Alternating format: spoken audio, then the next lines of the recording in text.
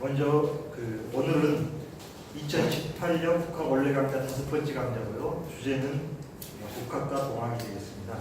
오늘 강연을 맡아주실 분은 주요섭 한살림연구소 사무처장입니다. 주요섭 처장님을 간단히 소개해드리면요. 우리 사회 흔히 말하는 386세대이신데 대학생 때부터 학생동을 하셨는데 특이하게 고향이 정읍이십니다. 부친께서 목회를 하셨는데 동학에 깊은 관심을 가지고 계신 분이셨고 그래서 일찍부터 동학에 대한 관심을 가졌던 걸로 들었습니다. 그래서 이제 우이당 장일순 선생이라고 원주에 계시던 선생님, 그분의 유지를 받는 모신과 살림연구소, 한살림연수원 이런 데서 일하시면서 동학 정신을 우리 시대에 어떻게 실현할 것인가 이런 문제를 실전적으로 고생해 오셨습니다. 저서로는 전한 이야기 모시는 사람 출판사에서 2015년에 출간됐습니다. 전한 이야기를 쓰셨습니다.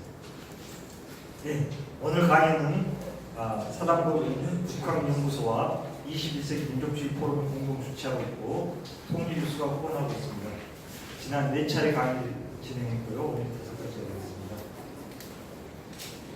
오늘 그러면 주요섭 한살림연수원 사무처장님을 모시고 동학과 국학, 수능 다시 개벽화 3, 사회의 전환에 대해서 들어보겠습니다. 주요섭 처장님을 모시겠습니다.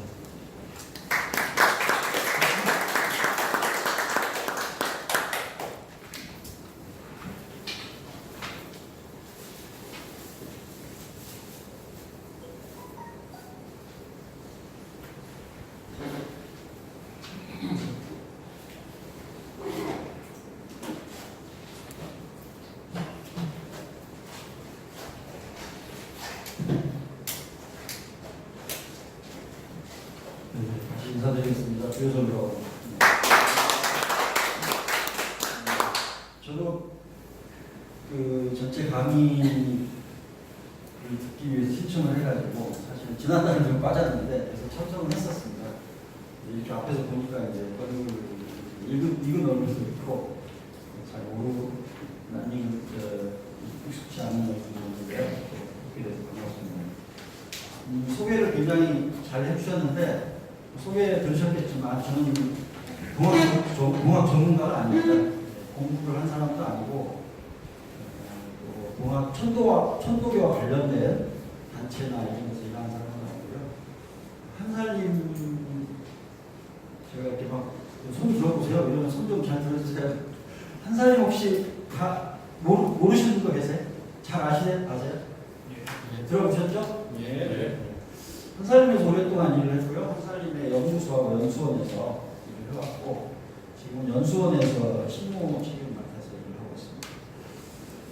제가 개인적인 인연도 있고 다른 자리에서 민족주의 포럼에서 한번 한 자리에 있어서 그때 뵀었는데 또 이렇게 초대를 해주셔서 제가 할 얘기가 전혀 없습니다. 할 능력도 안 되다가 거절을 계속 했는데 이렇게 초대를 해주셔가지고 함께 하겠습니다. 처음에는 수원에 다시 이렇게 들리는데 처음에 주제는 이렇게 안내에 있었어요. 다른 주제였고 제가 개인적으로 이 다시개벽이라는 거에 좀 꽂혀가지고 오랫동안 고민을 해왔고 또 다시개벽 이야기를 좀 저 나름대로 현대적으로 풀어서 얘기를 한 게 전환 이야기라는 책입니다. 전환이라는 키워드하고 다시개벽하고 좀 연결시켜서 한번 작업을 좀 했었던 바가 있는데 그 작업을 먼저 좀 간단히 소개해드리면 이런 정도의 저 나름대로의 해석 같은 걸 해봤어요. 수은의 다시개벽의 프로세스 이렇게 되어 있는데 이걸 이제 다시개벽을 좀 다른 언어로 바꾸면 아까 말씀드린 대로 대전환 이런 거. 대전환의 프로세스가 이런 식으로 좀 전개되지 않았는가 하는 게 저의 생각입니다. 그리고 여기에 포인트는 이 5가지 처음에 구멍을 찾아서 다시개벽까지의 이 제로에서 제로로 돌아가는 이 순환이 있는데 큰 순환이 있는데 그 큰 순환의 흐름의 포인트는 저는 이 5가지 중에서 두 번째로 보고 있습니다. 재비. 다시 돌아오는. 수은 선생이 나이 40이 돼서 돌아가셨는데 36년 동안을 방황을 한 셈이죠. 태어나서 환갑이던 아버지로부터 태어났고 아버지에서 태어났고 어머니도 일찍 돌아가시고 아버지가 일찍 돌아가시면서 방황을 거듭했습니다. 제가녀의 아들이었기 때문에 그러니까 결혼한 사람의 결혼한 부인의 아들이었기 때문에 서자와 같은 취급을 받아서 문과를 줄 수가 없었습니다. 최재훈은 신라 때 최치원의 가문 사람입니다. 공부도 엄청 열심히 했고 공부도 아주 잘해서 똑똑했고 아버지도 근한봉이라는 분이 굉장히 유명한 당대 지역에서 굉장히 유명한 도학자였습니다. 그런데 제간의 아들 서자였기 때문에 서자가 아니죠. 제간의 아들이었기 때문에 과거식으로 볼 수가 없는 거예요. 그게 숙명처럼 평생 따라다니면서 수은으로 하여금 다시개혁의 비전을 제시하는 가장 밑바닥에 개인적으로는 가장 밑바닥에 힘이 역설적으로 힘이 되었습니다. 그런데 주유천하를 하고 온갖 공부를 하면서 온갖 경험을 쌓으면서 돌아다니는데 그 경험이 대부분 다 부정적이고 힘들고 치욕적이고 이런 경험들이었겠죠. 개인적으로도 그렇고 사회적으로도 그렇습니다. 그런 경험 때 다시 집에 돌아옵니다. 36살 때, 35살 때. 35살 때 다시 집에 돌아와가지고 집에 돌아왔지만 물론 아무것도 없죠. 집에 돌아와서 1년 뒤에 신기한 체험을 합니다. 그래서 새로운 사람으로 거듭나고 다시개혁의 비전을 제시하게 됩니다. 개인사적으로는 그런데 사회 전체적으로 보면 제 생각에는 이 질문이 수은의 질문이었던 것 같아요. 보는 분들에 따라서 다 다르지만 제가 생각하는 수은 최재우 동학의 키워드는 궁금입니다. 물론 아까 얘기했던 신비한 체험, 하나님 체험 혹은 하나된 체험이라는 걸 하면서 부적 같은 걸 받았는데 그게 태극 혹은 궁궁 이렇게 써놨어요. 보고를 해놨죠. 어쨌든 그 궁궁이 제가 볼 때는 키워드가 아닐까 이렇게 생각을 하고 수은의 삶은 평생 궁궁을 찾는 삶이었다라고 저는 바라봅니다. 그리고 그 궁궁을 찾는 삶의 하나의 답이 수은의 답이 다시개혁이에요. 원래 제가 한살림에서는 여성 조합원님들하고 한테 강의를 많이 하거든요. 그래서 제가 여성 조합원님들한테 마이크도 드리고 한번 읽어보시라고 이러면은 읽으시고 좋아하시는데 여기는 분위기가 엄숙해가지고 제가 뭐가지고 이렇게 말씀드리기가 좀 그렇습니다.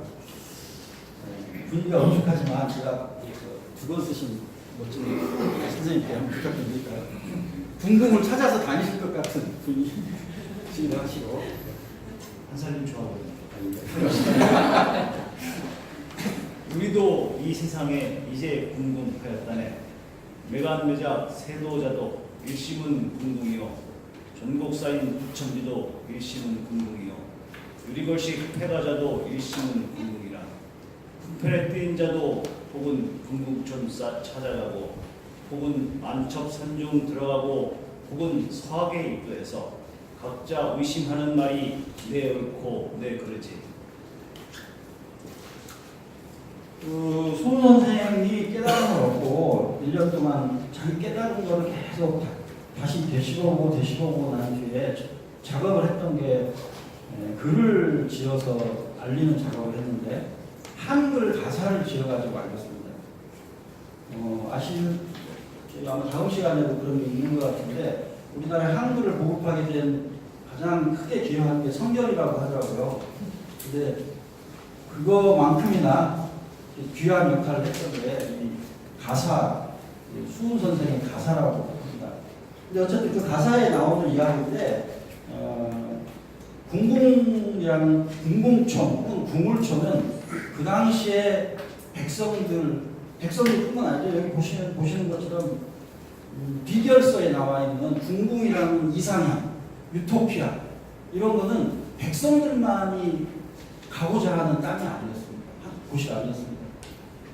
여기 보시는 것처럼 세도자도, 부처기도, 유리걸씨 가는 사람도, 그 당시에 조선 땅에 살고 있는 사람들은 누구나 할 것 없이 모두가 궁궁촌 십승지를 찾아 세웠습니다.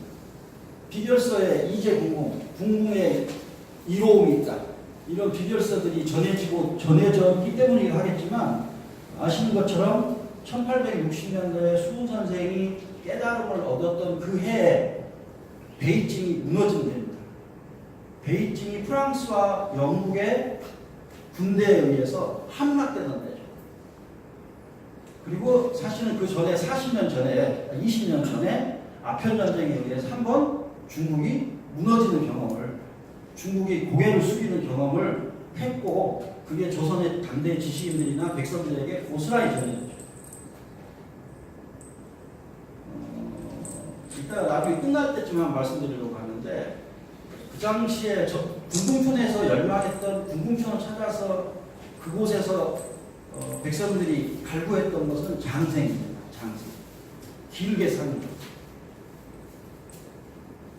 호모 사피엔스라는 책에 유발 하람이라는 사람이 다음 책에 쓴 호모 데우스라는 책에서 21세기는 이미 장생의 조건이 다 마련된 시대다 이렇게 얘기합니다. 그 당시나 지금이나 똑같습니다. 유발 하람이가 했던 얘기하고 수훈 선생이 그 당시에 궁궁촌 얘기를 하면서 했던 얘기가 똑같은 얘기입니다. 그 당시에 생명의 위기는 세 가지입니다. 1번 아까 말씀드린 전쟁. 서부 열강의 침략이 눈앞에 있다. 한포 소리가 들린다. 이런 거죠. 두 번째는 전염병입니다. 마을 장티푸스나 콜레라로 마을 하나가 지역이 쑥대밭이는 그런 경우도 너무 많았죠. 장생을 위협하는 생명을 위협하는 세 번째는 너무도 우리가 익숙히 알고 있는 겁니다. 굶주림입니다. 기압입니다. 이 세 가지 전쟁의 위협, 전쟁의 공포, 전염병, 그 다음에 기압 이것이 일상으로 백성들의 삶을 위협하고 있었습니다. 백성들의 삶만 위협하는 게 아니고 당시 당대를 살아가던 대부분의 민초들의 삶, 심지어는 여기 귀족들, 양반들의 삶도 위협하고 있었던 거예요. 그 속에서 살 길이 뭐냐? 이 질문을 당대의 지식인이라면 안 할 수 없는 거예요.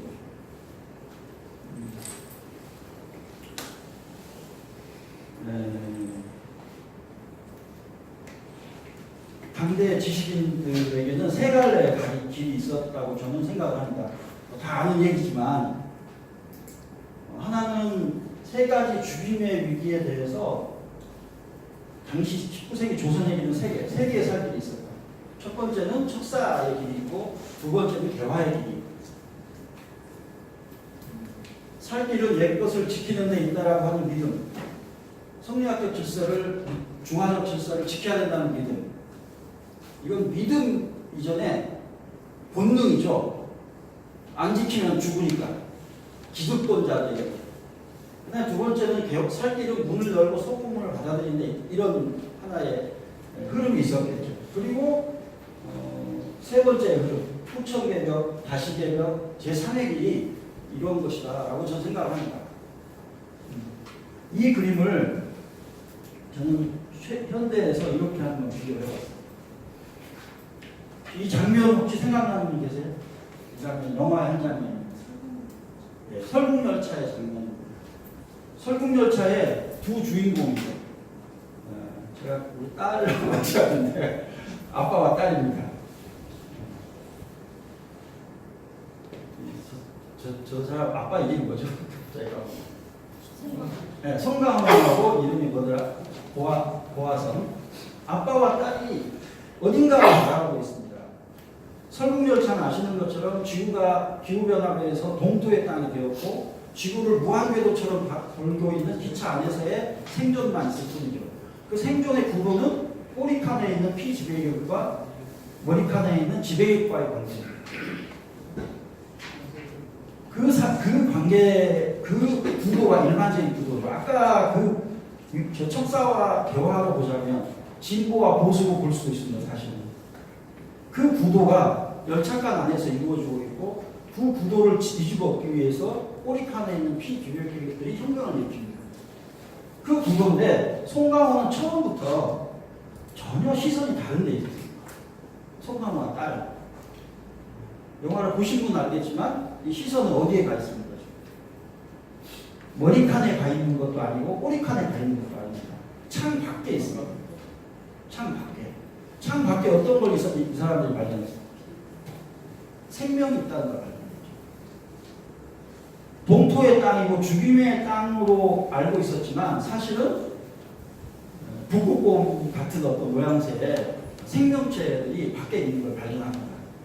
발견한 게 아니라 알고서 있었던 거예요. 알고 있었던 거예요. 처음부터. 그래서 이 두 주인공이 목적하는 바는 결국은 혁명에 참여를 해서 엔진룸을 장악을 하게 되는데 엔진룸을 장악하는 머리칸으로 가려고 하는 목적은 머리칸을 장악해서 권력을 잡기 위한 것이 아니었고 창 문을 열고 창 밖으로 나가기 위한 목적이었어요. 저는 150년 전에 120년 전에 수구적 질서를 지킬 것인가 아니면 수구적 질서를 무너뜨릴 것인가 하는 2차원적 구도에서 새로운 상상력, 새로운 전망, 새로운 비전을 다시개벽 속에서 발견을 하는 겁니다.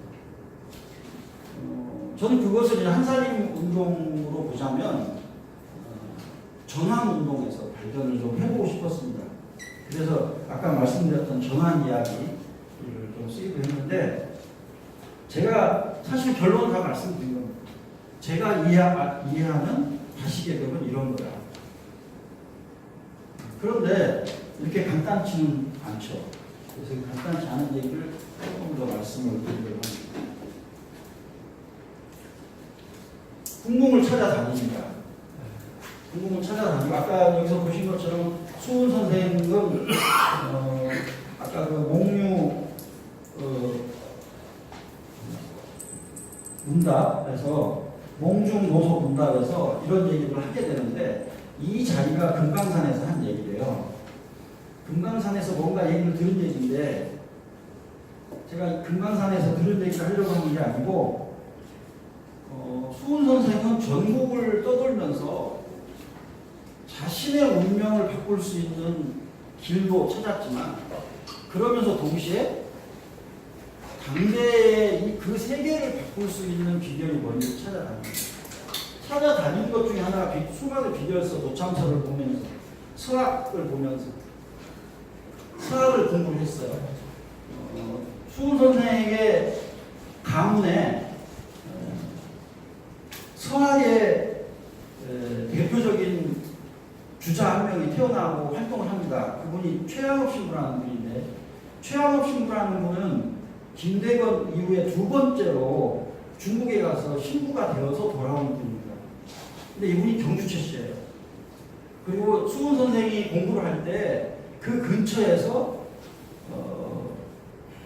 천주교 교인들이 은거지, 그다음에 숨어 있는 곳 이런 데하고 이렇게 왔다 갔다 할 때 조우를 했을 것이다. 이런 야사가 있습니다. 정사는 잘 모르겠고요. 야사가 있습니다. 근데 저는 그 부분을 좀 믿는 편입니다. 요점은 뭐냐면 서학 공부도 나름대로 깊게 했을 거다 이런 얘기죠. 살 길을 찾기 위해서 여러 가지 공부를 했는데 그리고 그날 강대에 있는 사람들은 모두가 다 궁궁이 어디에 있는지를 찾아다녔는데 나름대로 이런 답들이 있었던 거죠. 아 쉽습니다. 전국에 10개 이기는 땅이 있다. 홍길동이 같은 경우에는 오래전 일이지만 율도국이라는 걸 얘기를 했습니다. 율도국이라는 건 어디에 있는지는 모르겠지만 당대의 조선사회를 떠나는 것은 분명하죠. 허생전에 나오는 섬나라도 마찬가지입니다. 오키나와다 이런 설이 있지만 그것도 역시 당대 조선은 아니었던 거예요. 수훈은 좀 저 달랐다는 생각을 하는 겁니다. 수훈에게 궁궁이라는 질문이 수훈 안에 평생을 안에 있었지만 그 나름대로의 답은 다른 답이었고 그 답이 제가 생각하는 수훈의 답은 다시개벽이었어요. 그 다시개벽 얘기들을 이제 한번 이렇게 조금 더 해보려고 합니다.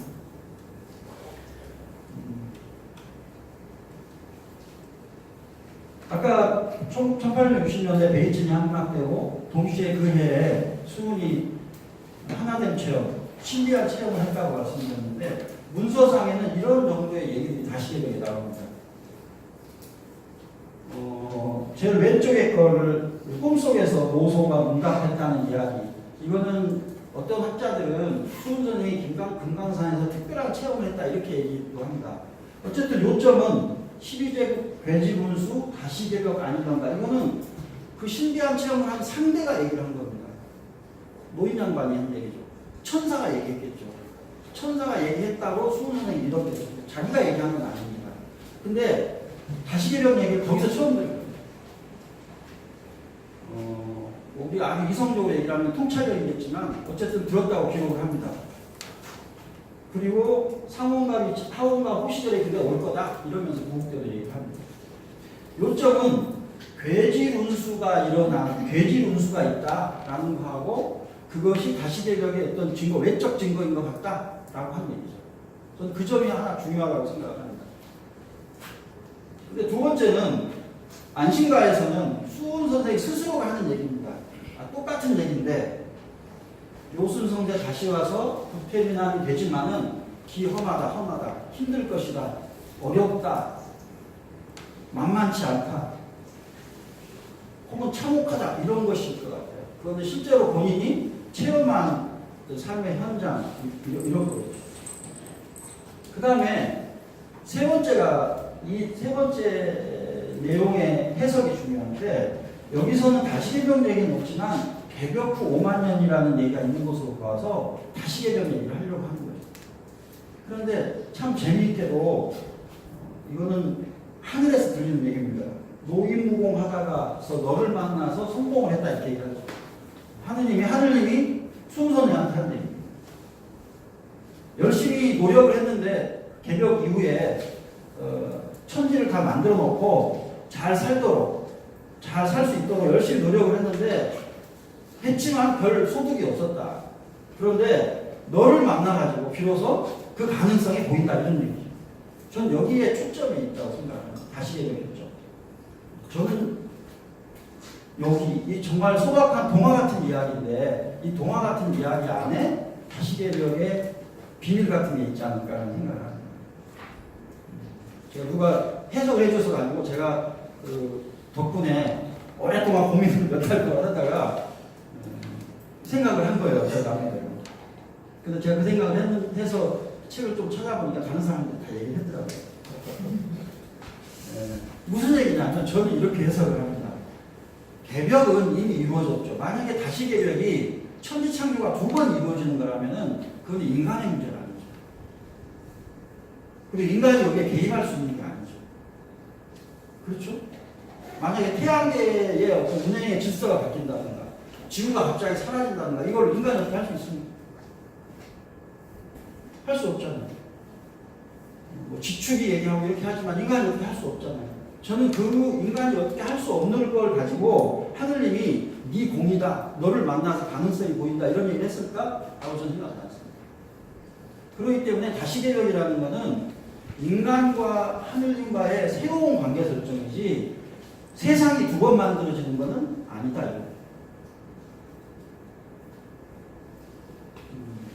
인간과 하늘님의 새로운 관계 설정이라는 거. 아까 수훈 선생이 받았던 부정 얘기 잠깐 했는데요. 수훈 선생이 받았던 부정 얘기가 이렇게 나옵니다. 나에게 영구가 있으니 그 이름은 선약이요, 형상은 태국이요, 또 그 형상은 궁궁이다 등등 이렇게 나옵니다.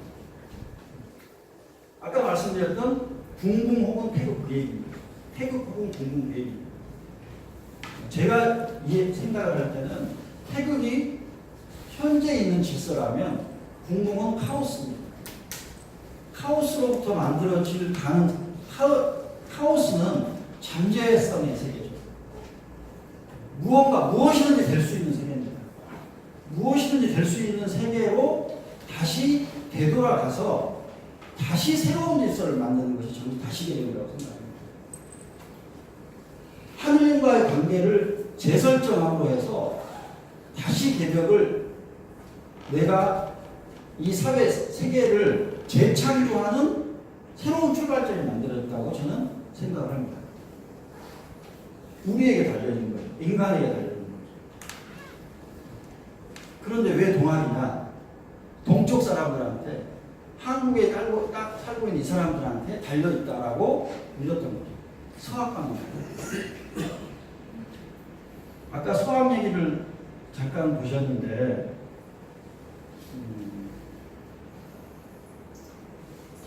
제가 이렇게 나온 이야기를 쭉 정리를 해보니까 이런 것이었어요. 서학의 경우에는 하느님이 교회 안하고 천국에 가두어져 있습니다. 교회 안에 하느님이 계시고 교회 밖에는 하느님이 안 계시고 혹은 천국에 가면 하느님이 계시고 이 땅에는 하느님이 안 계십니다. 왜 당시에 서학하는 천주학 하시는 분들은 기꺼이 자신의 목숨을 버릴 수 있었습니다. 장생을 열망했고 영생을 열망했는데 왜 서학하는 사람들은 이 땅의 삶을 다 포기했을까? 포기하면서도 슬퍼하지 않고 괴로워하지 않고 순교할 수 있었을까? 저는 이것 때문이라고 생각합니다. 하나님은 하늘에 계시고 관계 설정이 다른 거죠. 하나님과 나와의 관계 설정이 다른 거예요. 그리고 이 땅에 있는 하나님은 교회 안에 계시고 제 식으로 해석을 해봅니다. 동학의 경우에는 내 안에 하나님을 자각하고 그것을 나를 통해서 하나님을 실현할 수 있다라고 하는 믿음이 있어요. 아시다시피 우리나라는 천재를 못 지냈다면서요. 천자의 나라만 천재를 지낼 수 있었고 우리 신하의 나라이기 때문에 천재를 지낼 수 없었다 하더라고요. 하늘의 제사를 지낼 수 없었다는 거예요. 하늘과의 직접적인 소통 관계가 있을 수가 없었던 거예요. 천자를 통해서만 그 관계가 가능했다. 이거는 이게 사회적으로 확장이 됐을 때 엄청난 결과를 가져옵니다.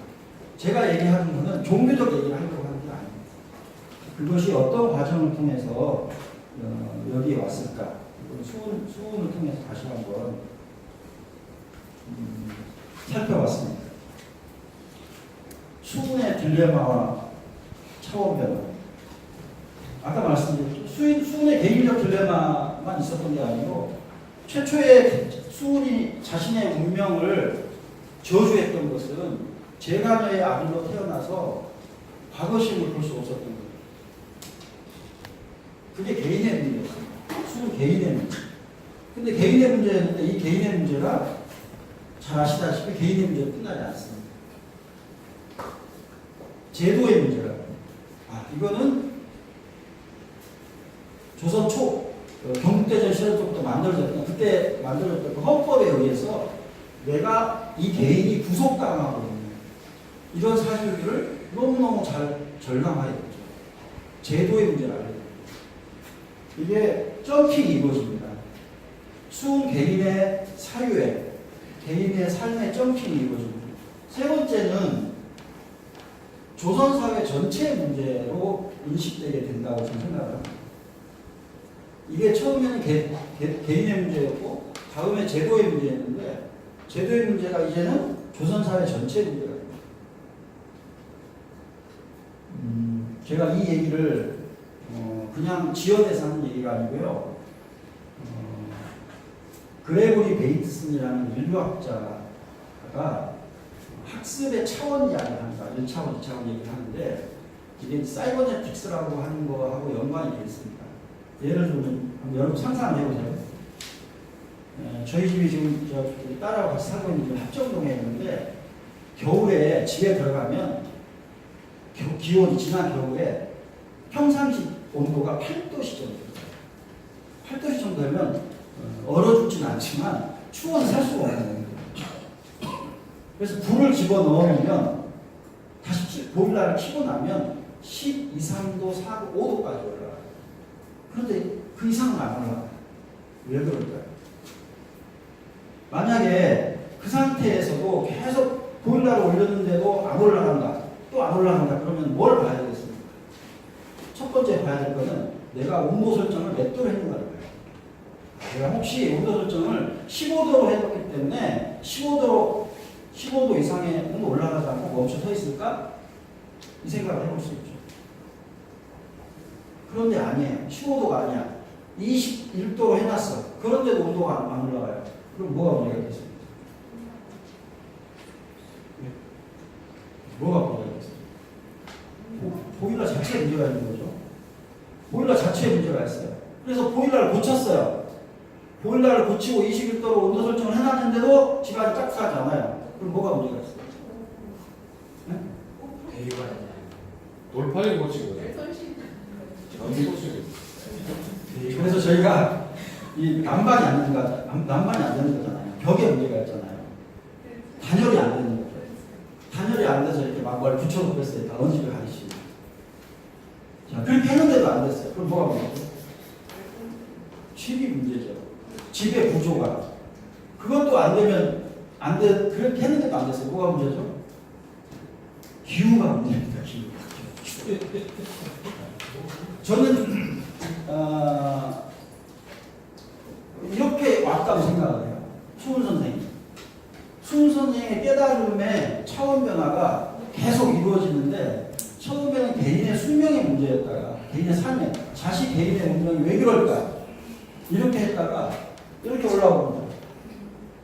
조선사회 전체의 문제를 봅니다. 이때 보고감민 얘기를 합니다. 나라를 바꿔야 된다. 백성들이 편해지기 위해서는 나라를 바꿔야 된다. 만약에 수훈 선생이 과거 시험을 볼 수 있었다. 그러면 어디까지 갔겠어요? 여기까지 갔겠죠. 왜냐하면 아까 그 시험 문제를 어떤 놈이 냈나. 왜 시험을 봤는데 난 합격 못할까 이렇게 되는 거예요. 그 딜레마에 빠져 있었기 때문에 업그레이드가 됩니다. 다음 단계로. 그리고 수훈 선생은 2단계에 와서 보고감민 얘기를 합니다. 너무너무 자연스러워요. 나라를 바꾸지 않으면 제도를 바꿀 수가 없죠. 대통령을 바꾸지 않으면 제도를 바꿀 수가 없어요. 그렇죠? 법을 바꿀 수가 없습니다. 그런데 거기에 머물지 않았어요. 아까 보신 것처럼 1860년대 수훈 선생님 깨달음 체험을 할 그 당시에 베이징이 함락했습니다. 나라를 바꾸는 문제를 넘어서는 겁니다. 우리나라가 당시 조선 사회가 왕이 좋은 정책을 편다고 해서 세상이 바뀌지가 않아요. 동아시아 질서 자체가, 세계 질서 자체가 우리가 감당할 수는 없지만 이미 우리에게 거대한 폭풍으로 몰려오고 있는 거죠.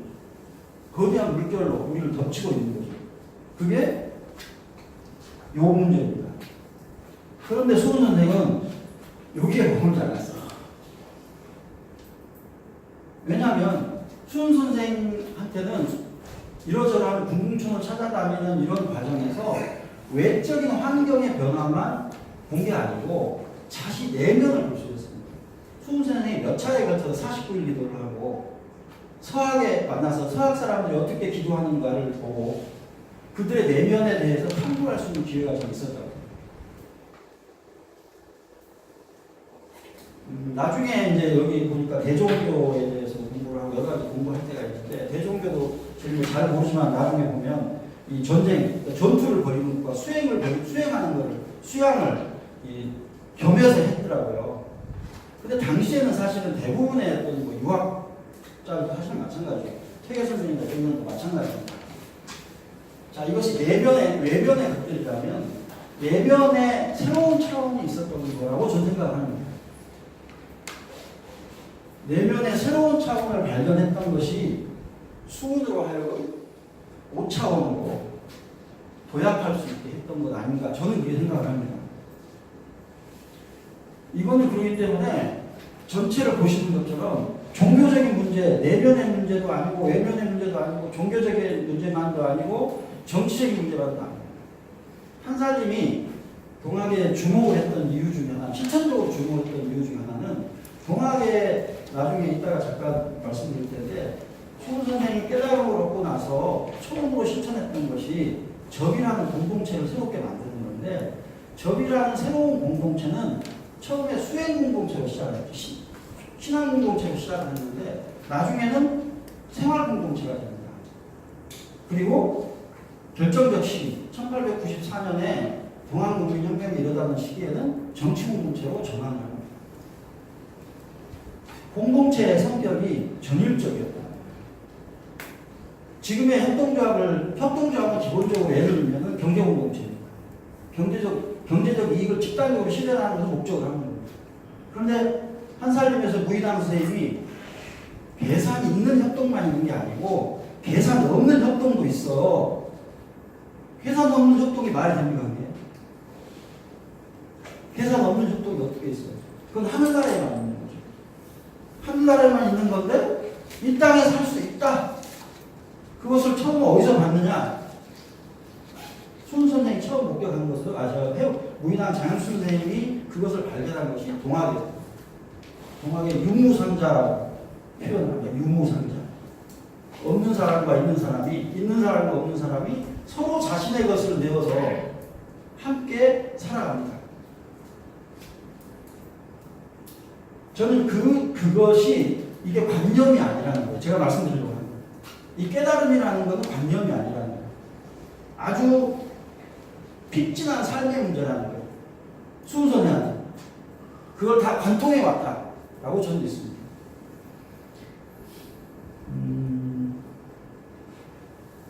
다시 한번 돌아가서 한번 볼까요? 손 선생의 개벽의 프로세스 지금 아까 말씀드렸죠. 여기 이거는 각비라고 하는 거는 조원명의 시에서 나오는데요. 아니다라는 제가 고연명 아니다. 저는 그게 세월호의 아이들의 생명 감각 같은 거라고 생각합니다. 이건 아니야. 이렇게 살 수 없어. 이런 거. 자, 이 길이가 그리고 돌아옵니다. 집으로 다시 돌아옵니다. 그냥 돌아오면 아니고 재기입니다. 재기. 무슨 얘기냐면 다시 돌아왔을 때는 새로운 그 안에 있다는 거예요. 다시라는 말에는 어게인과 함께 뉴가 같이 들어있다는 겁니다. 뉴가 없는 어게인은 반복이죠. 기계적 반복입니다. 그래서는 새로운 게 나올 수가 없습니다. 재귀가 이루어지고 거기서 새로운 체험이 일어나고 첫 번째 했던 작업이 접이라는 겁니다. 이게 사회적으로 실현을 하는 겁니다.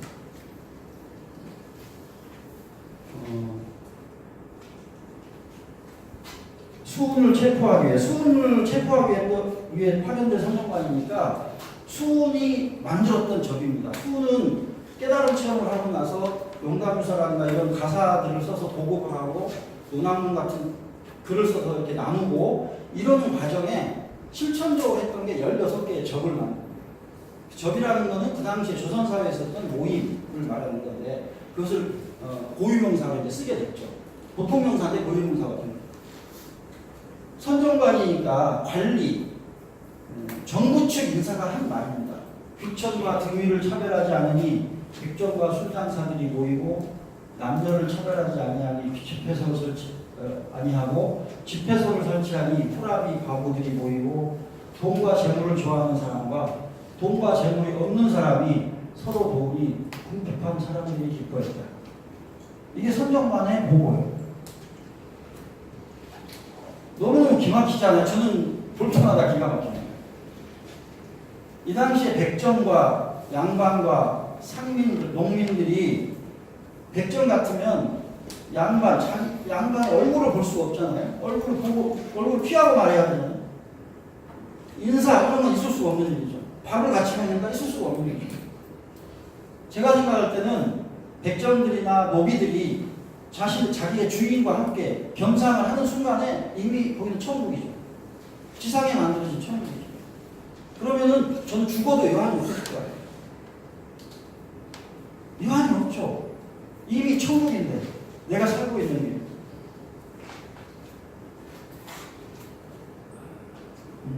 아까 말씀드렸던 그 수은의 차원 변화가 사실은 굉장히 물질적이라는 거예요. 기화라고 표현을 한다.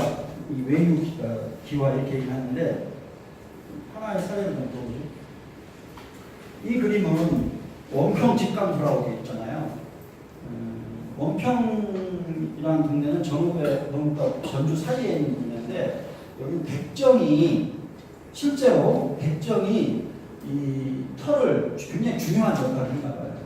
그래서 나중에 도소를 만들어서 이제 사무소, 혁명 사무소 같은 거를 만들어 가지고 유지를 하고 그 안에서 이제 사무를 보는데 백정이 그걸 기증을 하고 거기서 기여를 하고 이랬다고 합니다. 그 내용들을 우리가 참고할 수 있는데요. 이건 오화지문에 나오는 내용. 무릇 집안의 도비로서 도적무리를 따르는 자는 물론이요 비록 도적들을 따르지 않는 자라 할지라도 모두 지극히 천한 자기 주의를 위협 강제하여 노비문서를 불사르고 양인이 됨을 강제로 승인케 하거나 또는 그 주의를 결박하여 주의를 틀고 곤장과 매를 치기도 하였다.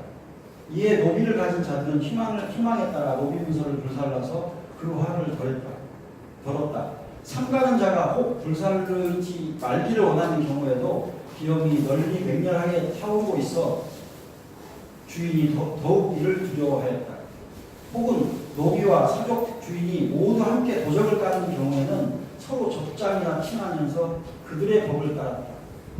백정, 광대 등의 무리도 역시 평민사족과 평등하게 같이 이해를 했으므로 사람들이 더욱 치를 떨었다. 이게 동학혁명 당시의 과정을 목격한 이야기죠. 굉장히 혁명적인 상황이지만 역으로 보면 이거는 양반의 입장에서 보는 거고 역으로 보면 그 평등한 관계, 새로운 관계가 이미 그 당시에 이루어졌다는 거예요.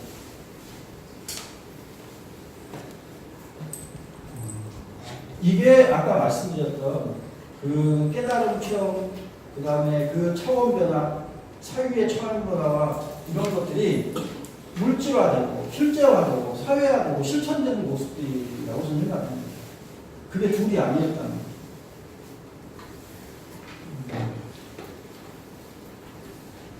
나머지 이 폐정계열관이나 이런 것들은 그 당시에 그럼 이게 어떻게 현재화됐는가 이런 것을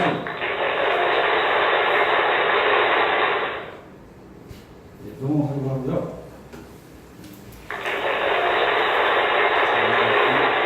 제가 해놓은 저기가 작업이 소리가 있습니다.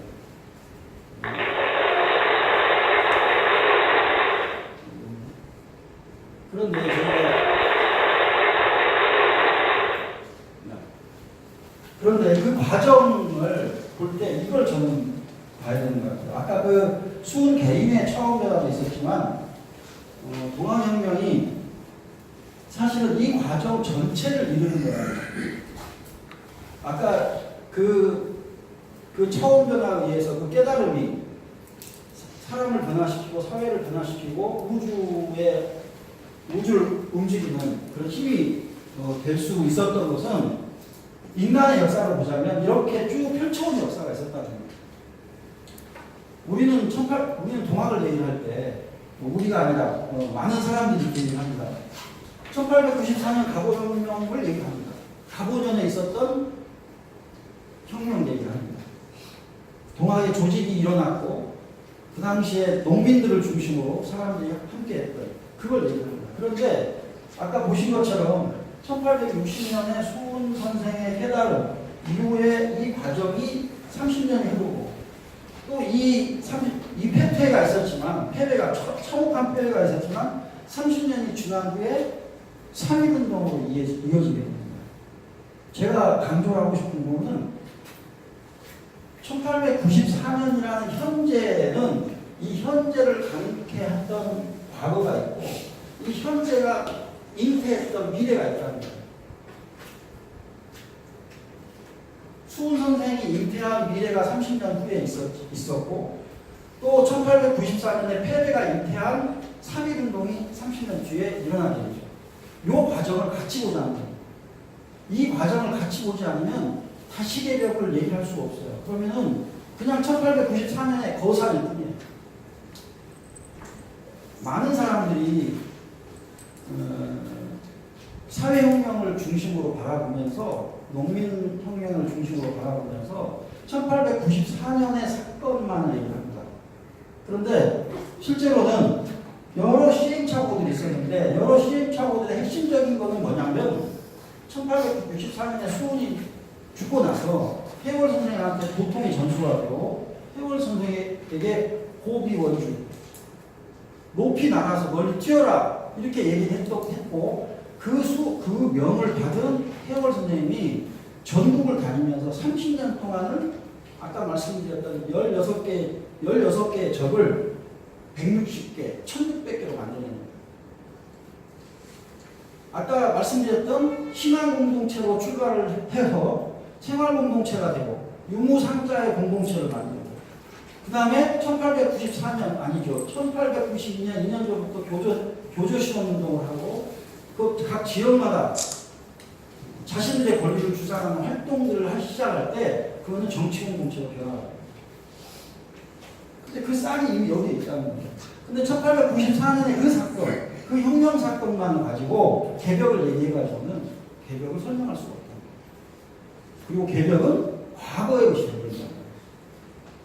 현재 우리에게 지금도 다시개벽이 우리에게 힘을 가지고 그 힘이 우리 안에서 올라올 수 있으려면 이 과정 전체에 대한 이해와 통찰이 있어야 됩니다. 그렇기 때문에 아까 말씀드렸던 이 과정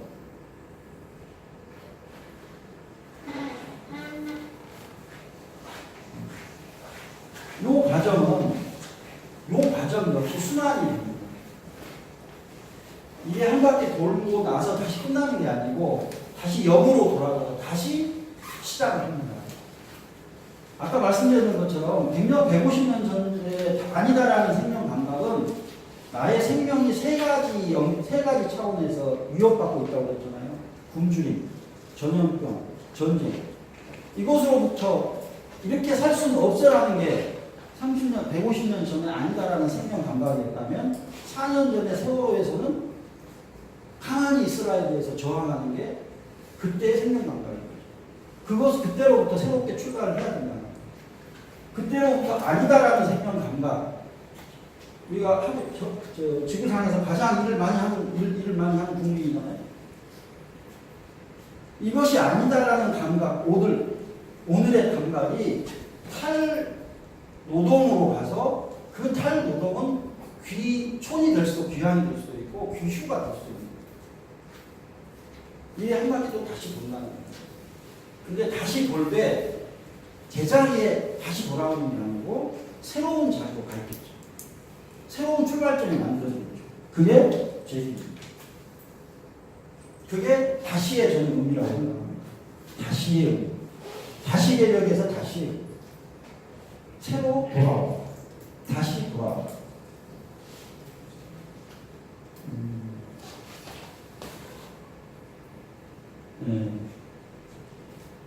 얘기를 좀 시간을 혹시 슬슬 남은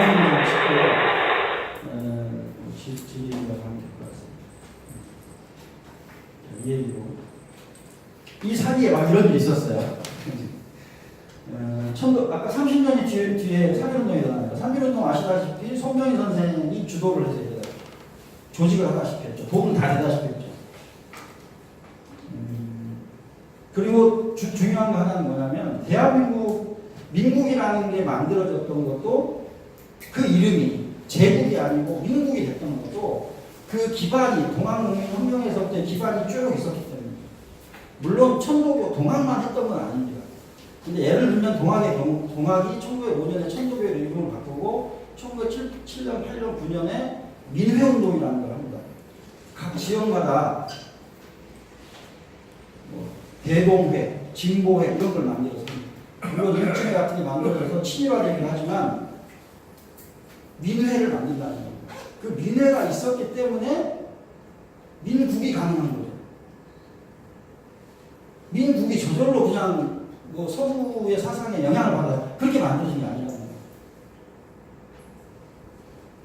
1894년의 혁명 속에서 민초들의 힘을 보여줬잖아요. 패배했지만. 그리고 그 이후에 또 살아남아서 새로운 방식으로 실천을 해왔습니다. 활동을 해왔습니다.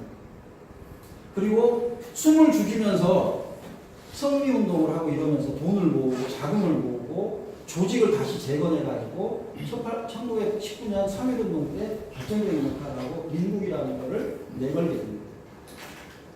왕국이 아니고 민국이다. 근데 그 민국이라는 건 누구 한 사람의 얘기 아니라는 거예요. 그리고 이런 세월들을 쭉 겪어오면서 아주 큰 틀에서의 다시 개벽운동, 혹은 동학운동 이러한 것들이 쭉 전개되어 왔다고 생각을 합니다. 그 최소한 그 기간, 시간을 60년 정도는 보자는 얘기예요. 1894년 중심으로 해가지고 30년 전, 30년 후로 보자. 그리고 안타깝게도 아시겠지만 천도교는 송정희 선생이 돌아가시고 나서 급격하게 쇠퇴를 합니다. 친일화가 되죠. 신파와 공파가 나눠지고. 그 이후의 얘기는 뭐 제가 할 얘기가 아니고 수훈에 다시 되는 얘기에서 할 얘기가 아닌 것 같아서 일단 이 정도로 하고 여기만 하나 강조를 하고 제가 왜 한 사람을 보라라는 글을 썼는지 이 공개인이란 말은 제가 지어낸 말이 아니고 그 당시에 천도교의 그 지도자들이 쓴 말이라고 합니다. 공개인. 한 사람이란 그 당시에 나라를 이룬 백성이었기 때문에 나라가 없잖아요. 국민도 아니고 인민도 아니고. 그런데 자신의 주권을 가진 한 존재인데 서구 민주주의 개념으로는 개인으로만 있는 거죠. 개인으로만 있는데 그 개인이 아니고 공개인입니다. 이 공이라는 것은 아시다시피 공변할 때 공 이렇게 되는데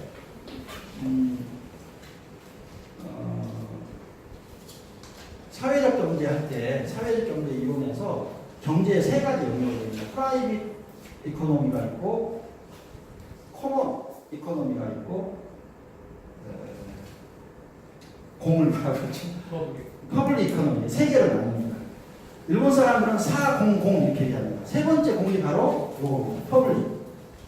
이거는 네 것도 아니고 내 것도 아닙니다. 우리 모두의 것이죠. 네 것도 아니고 내 것도 아니고 상태. 이게 커먼 이코노미는 협동조합 경제, 우리의 경제죠. 국가 경제 이렇게 얘기할 때, 모두의 것을 얘기할 때 공을 씁니다. 그래서 김재하 시인 같은 경우에는 뭐 천기 공식 이런 말도 씁니다. 이 공자를 써가지고. 그런데 요점이 뭐냐면 공이면서 대라는 거예요. 전체성을 가진 존재이면서 한 사람이라는 거예요. 개체성을 가진 존재입니다. 그것을 한 살식으로 말하면 한 사람입니다. 하나이면서 여럿이고 하나이면서 전체이고 그 개념을 동학에서 이미 이렇게 한자로 썼다는 거예요. 1920년에. 저는 이 만만치 않다고 그러면서 이렇게 천인공화, 만민공화 이런 얘기를 합니다. 여기까지가 60년 동안 다시개벽의 운동의 흐름이라고 좀 설명드릴 수 있을 것 같고요. 이 얘기는 저희 정읍동 얘기라서 넘어가요. 그러면 지금 그 다시개벽이라는 게 지금은 어떤 거냐 이거를 저희가 같이 좀 탐구해봐야 되는데 이미 그 당대에 수훈 선생이 돌아가시고 해월 선생님이 돌아가시기 전에 당대에 이런 질문을 받았습니다. 개벽이 언제 오냐? 다시개벽, 후천개벽이 언제냐? 이렇게 얘기합니다. 이것은 아주 일반적인 얘기죠. 일반적인 얘기. 제가 중요하게 생각하는 것은 마지막 줄에 있는 얘기입니다. 새 땅에 사람과 만물이 또한 새 하늘, 새 땅에 사람과 만물이 또한 새로워질 것이다. 이 부분을 저는 중요하게 봅니다. 사람과 만물이 또한 새로워질 것이다. 사람이 새로워지지 않고는 새로운 관계 결정이 안 됩니다.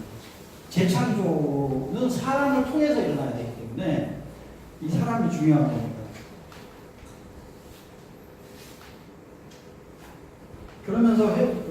운수에서는 이어서 지금을 개벽의 운수라고 하지만은 그 개벽의 운수인데 개벽의 운수가 갑자기 세상이 밝고 편안하고 아름다워지는 세계가 아니고 아주 참혹한 세계일 수 있다.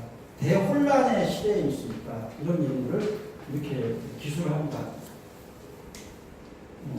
우리 마치 생태계의 위기를 설명하는 듯한 그런 느낌을 저는 받습니다. 그리고 이어서 다시 또 물어봐요. 제자들이 자꾸 회원 스님한테 우리 도는 어떻게 될까요? 너무너무 힘드니까 이렇게 얘기하면 삼절운을 얘기합니다. 세 가지 끊어질 운. 끊어질 운은 전 잘 모르겠는데 짐작을 봐요. 삼절운이 운에 참여하였으므로 나라와 백성이 삼절운을 면치 못하리라 이렇게 얘기합니다. 천도교 분들은 이 부분에 대해서 지금 그래서 우리가 힘들다 이렇게 얘기하시더라고요. 제가 뭐 정확한 얘기는 모르겠는데 저는 이게 근데 또 굉장히 중요한 함의 숨은 뜻을 가지고 있다고 생각합니다. 이 삼절운이라는 거. 만약에 그냥 직역을 하자면 운이 3번 끊어졌으면 3번 다시 도당을 솟아날 때가 있을 거 아니에요? 아까 말씀드렸던 것처럼 1894년에 공주 우rum치에서의 패배를 뒷전으로 해가지고 참혹한 패배를 맛보게 되죠. 장흥까지, 진도까지 밀려가면서 수만 명이 죽습니다. 참혹한 패배, 첫 번째 절인지도 모르겠어요. 운이 첫 번째로 끊어진 때인지도 모릅니다. 그리고 1905년에 천도교가 손병희 선생이 일본에 유학을 갔다 와가지고 근대 종교의 틀로 천도교를 선포합니다. 천도교에서는 그때를 기점으로 봅니다. 현도라고 얘기합니다.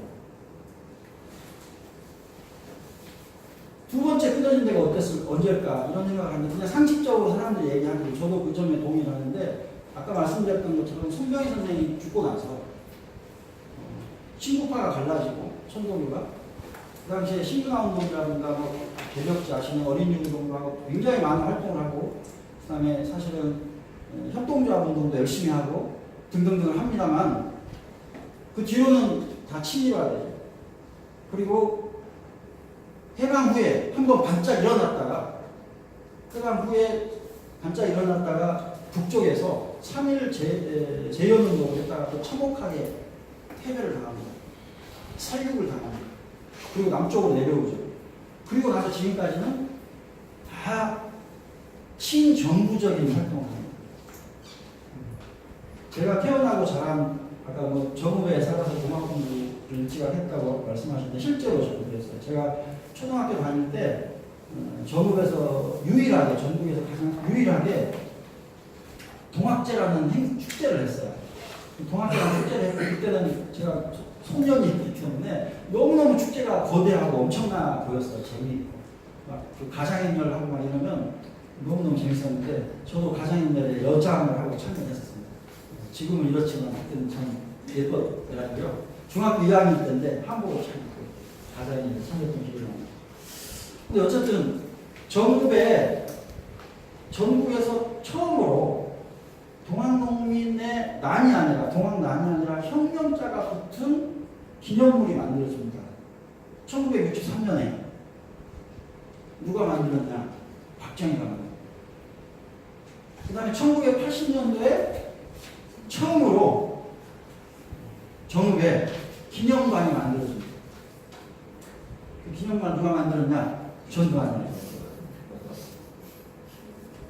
그런데 저는 이게 어쨌든 그런 가운데에서 지금까지도 1970년대 전국에 있는 경주에 있는 영담이라든가 파고다공원에 있는 성병이 저기라든가 수훈회관이라든가 이런 것들을 박정희 시대에 박정희의 지원을 받아서 다 만듭니다.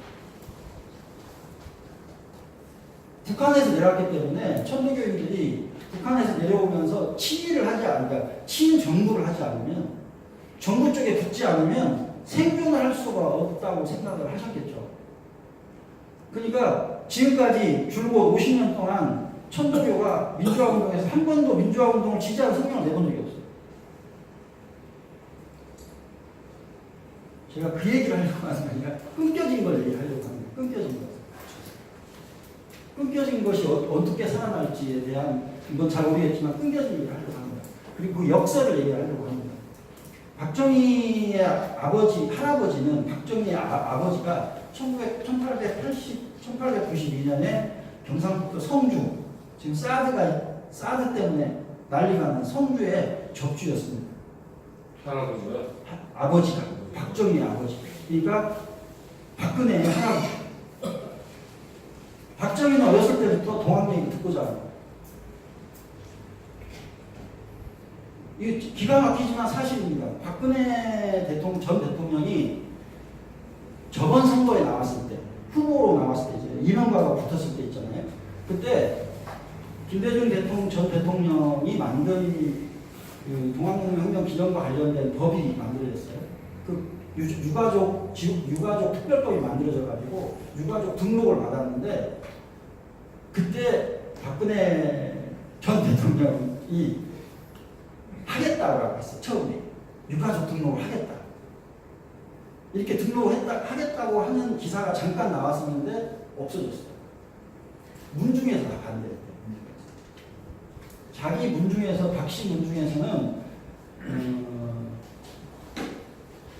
박근혜 할아버지가 동학을 한 거를 숨기고 싶었거든요. 그래서 안 했어요. 하려다가 기사를 찾아보시면 나와요. 그건 그래서 사실입니다. 역사적 기록이라고 저는 그렇게 생각을 하고 다 인정합니다. 전두환은요, 그건 야사 같은 건데, 전두환이 전자잖아요. 전봉준 전자잖아요. 그래서 기념관도 들고 자기가 전봉준 장군의 후예다. 난 혁명가다. 이렇게 계속 얘기했어요. 그런데 일설에 의하면 전봉준 장군의 전두환의 할아버지가 고부에서 전봉준 장군의 인척이었대요. 인척으로 조그만한 적주를 했는데, 동네 적주를 하다가 전봉준 장군 때문에 전시 가문이 다 쫓겨나는, 도망쳐야 되는 상황이 돼서 경상남도 항안으로 도망간다. 이런 설이 있어요.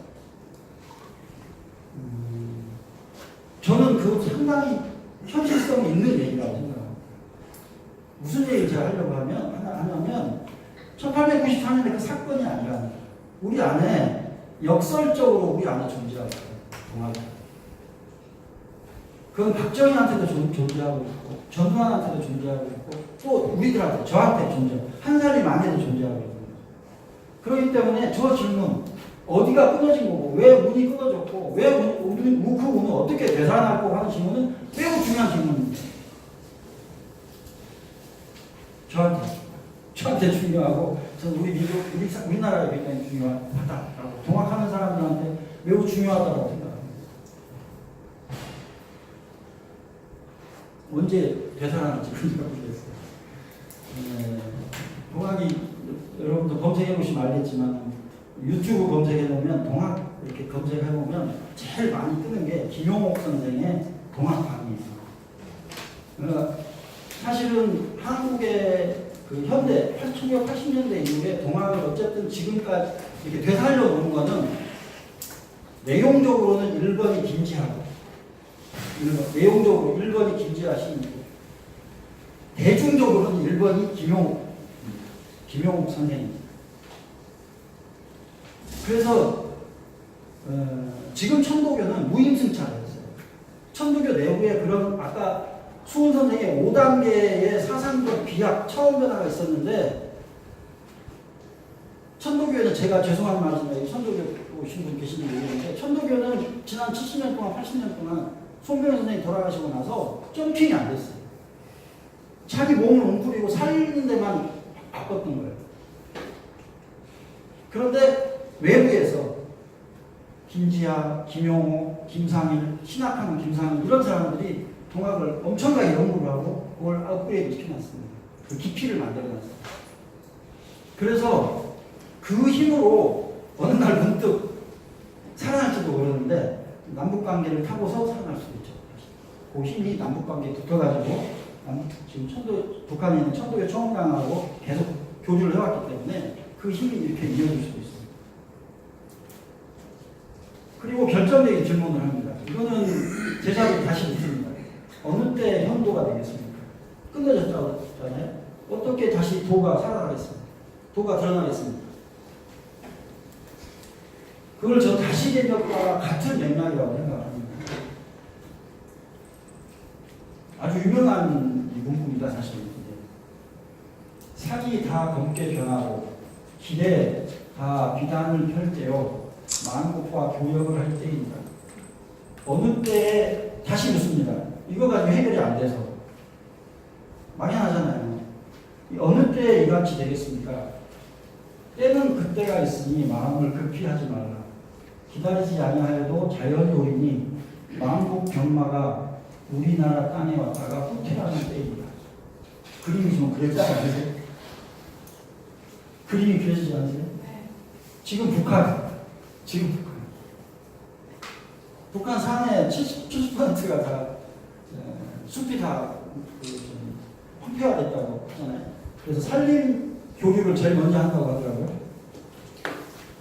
산이 검게 변하고 그러면 황토빛 산이 아니라 검은 숲의 산이 됐을 때 아, 그런 뜻입니까? 직역을 하면 그렇죠. 의역을 해야죠. 직역을 하면 그 재미없잖아요. 아, 불러서 다 타버린 게 아니고 사를 새로 이제 나무가 커져서 넘기는다는 그. 저는 그렇게 이해합니다. 그 다음에 두 번째, 길에 다 비단이 펼 때요. 김재하 시인은 장바닥에 비단이 깔릴 때 이렇게 한문을 풀었어요. 장바닥에 비단이 깔릴 때 뭘까요? 어떤 사람은 아스팔트가 깔려요. 고속철도가 그려지면 만국과 교역을 할 때,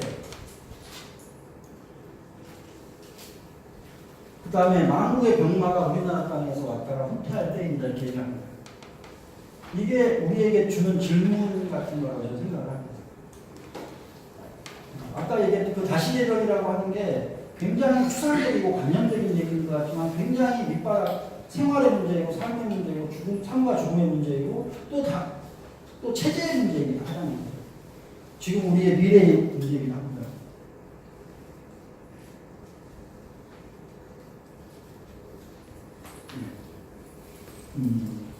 저는 이 질문을 저 나름대로 오랫동안 고민을 해봤어요.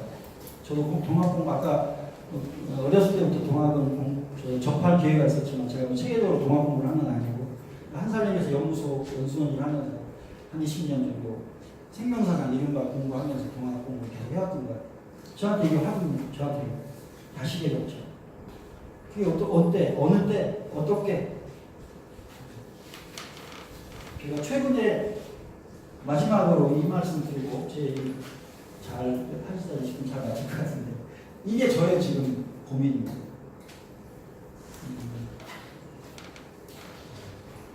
제가 다 물음표로 만들어 놓은 거는 제가 답이 없어서죠. 제가 뭐 답이 없습니다. 답은 어딘가에 있겠지만 답은 저는 다시개벽이 아까 인간과 신과의 관계를 새로운 관계 설정으로 새로운 세계를 재창조하는 것이라고 말씀드렸잖아요. 그건 저한테 있는 거죠. 첫 번째로 생명 위기를 어떻게 볼 것인가 하는 겁니다. 아까 제가 유발 하라리 얘기를 했는데 유발 하라리는 탈생존 시대다 이렇게 해요. 이미 아까 전염병, 굶주림, 그다음에 전쟁은 더 이상 치명적인 위험을 가지고 있지 않다라고 얘기해요. 평균적으로 다 전쟁보다 굶주림도 많지만 그건 유발 하라리 생각이죠. 유발 하라리가 본 현실 인식입니다. 그런데 많은 환경운동가들은 기후변화에 대해서 생태 파괴론을 얘기하는 사람이 있습니다.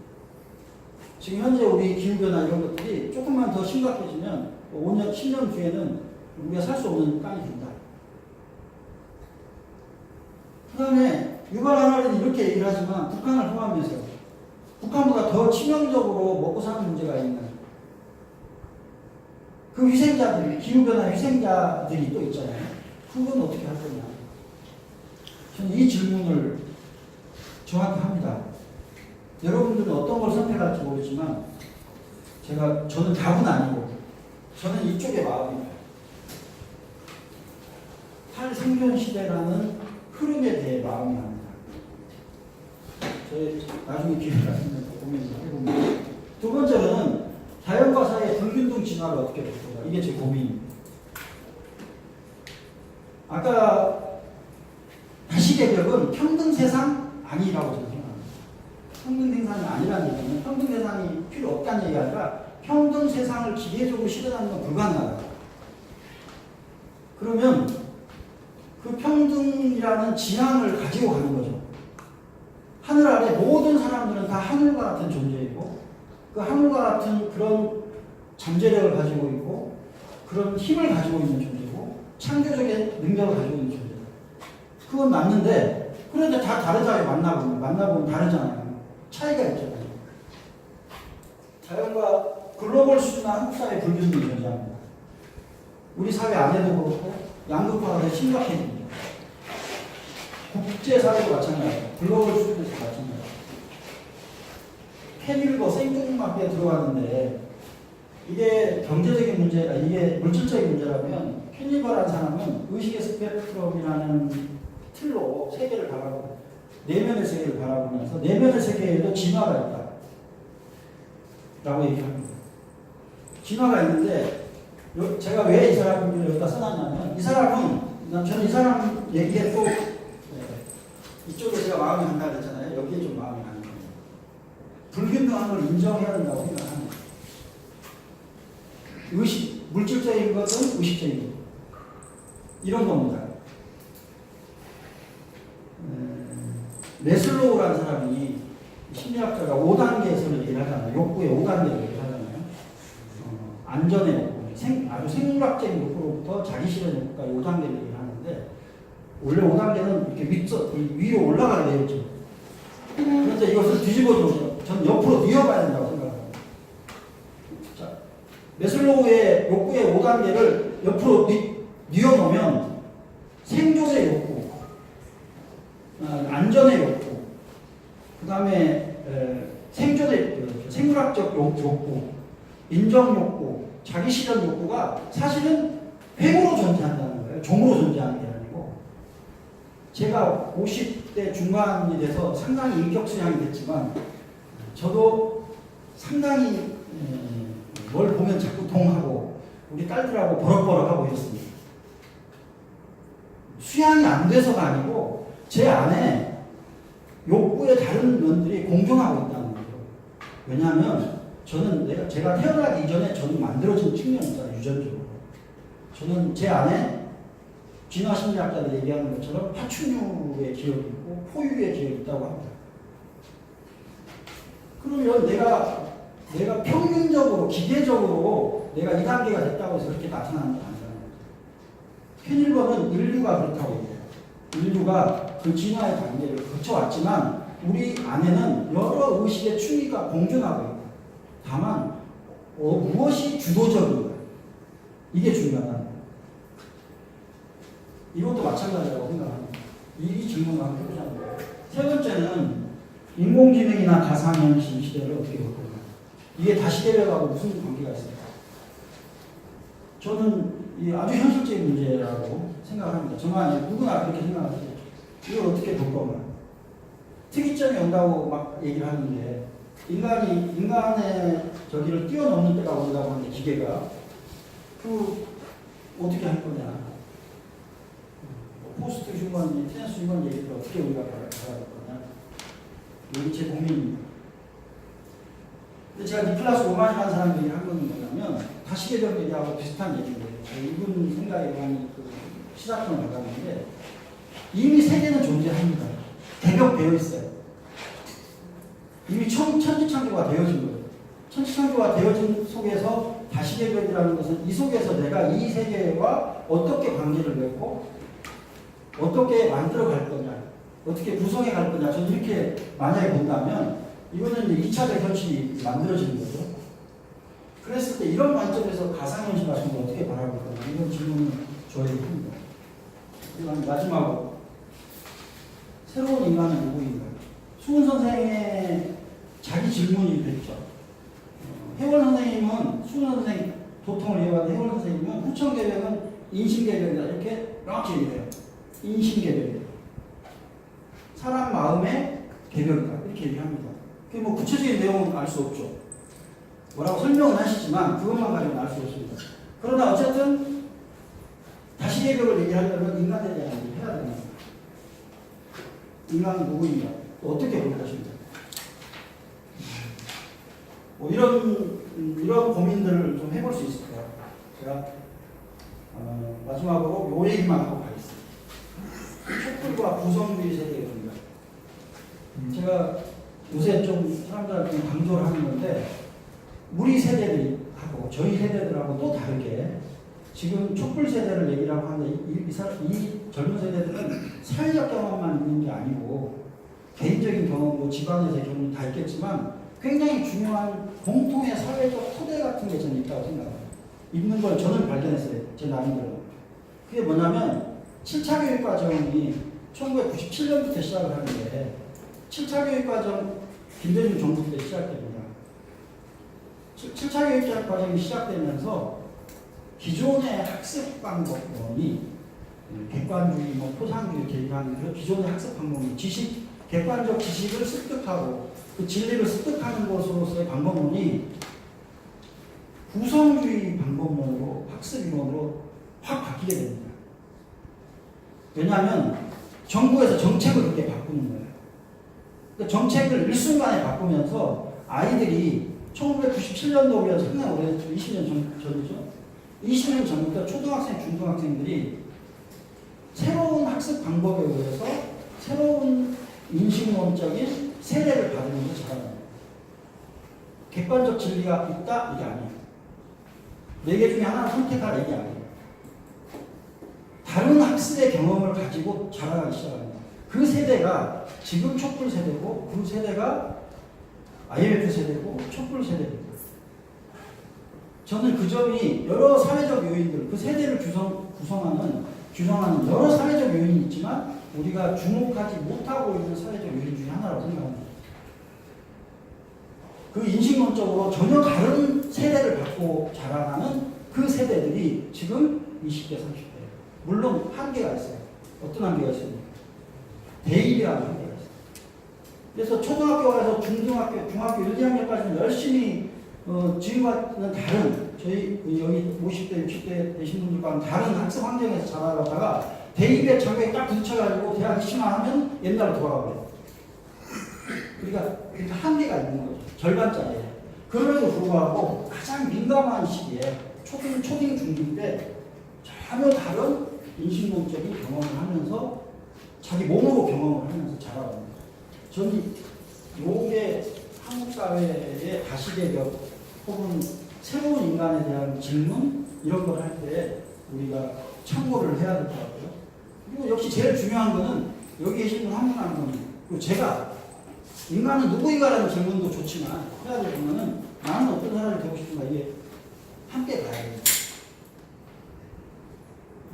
얘기가 좀 막막하게 들으실지 모르겠지만 제가 생각하는 수훈의 다시개벽 이 막막한 가운데에서도 아까 두 가지만 강조드리고 싶어요. 제가 옆으로 팽으로 그려놓은 1894년의 혁명가의 30년 전과 30년 후의 이 흐름을 머릿속에 좀 각인을 하셨으면 좋겠고 두 번째는 다시개벽의 프로세스 5단계 프로세스 다시 처음으로 돌아가는 그 순환하는 5단계 프로세스를 좀 담아주신다면 제가 말씀드리려고 했던 내용들의 일부는 좀 전달되는 게 아닐까 생각을 합니다. 네, 감사합니다.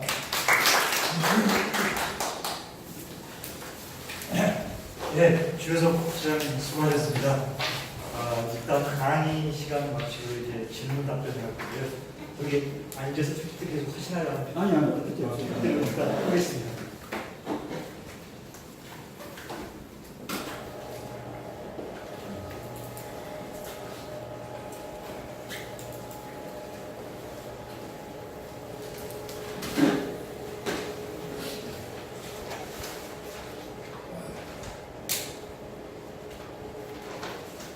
네, 수고하셨습니다.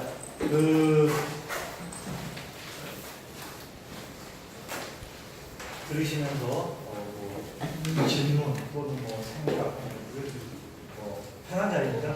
격식 없이 하시는데 살짝 좀 자기 소개해 주시고 간략하게 해주시면 고맙습니다. 네, 강의 잘 들었습니다. 저는